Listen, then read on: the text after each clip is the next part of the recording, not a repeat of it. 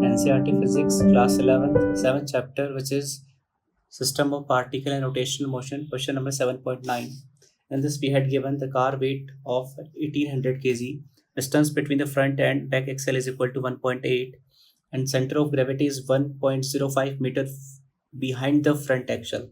So, behind front axle, the distance of center of gravity is 1.05 meter. Determine the force exerted by the level on the each front and back wheel. So let us assume that the force exerted by the ground on the wheel are N1 and N2. So at this surface, the force is N1, and at this surface, the force is N2. So by translational equilibrium, that summation of force in y direction must be zero if the car is not moving vertically downward or vertically upward. So summation of forces about y direction is equal to zero. This implies that another force which is coming out is mg in downward direction. So we can say that n1 plus n2 is equal to mg.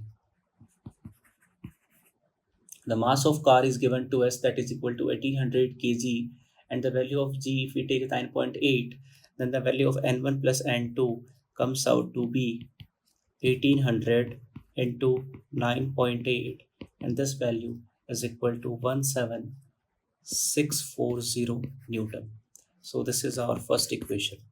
Now moving to next one, that we can apply the situation of net torque is equal to zero as rotational equilibrium.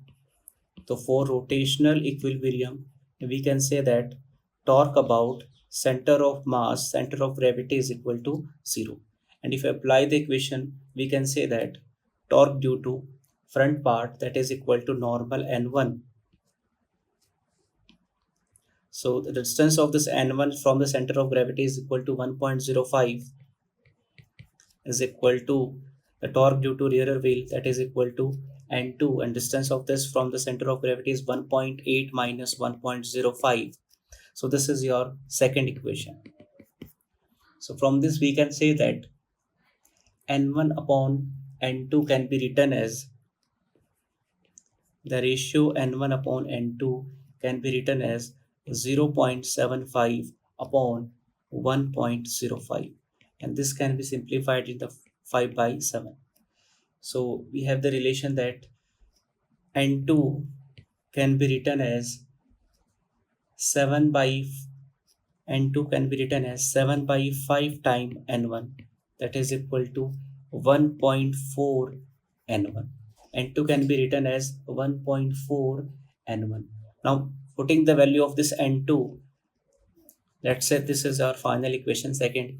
Now putting the value of this n2 in the first equation, we can find the value of n1 as n1 plus n2, which is 1.7 n1 is equal to 17640. So on solving this, the value of n1 comes out to be 7350, and if n1 is achieved, we can find the value of n2 as the value of n2 is equal to 1.4 n1. So from this we can say the value of m2 comes out to be 10290 Newton.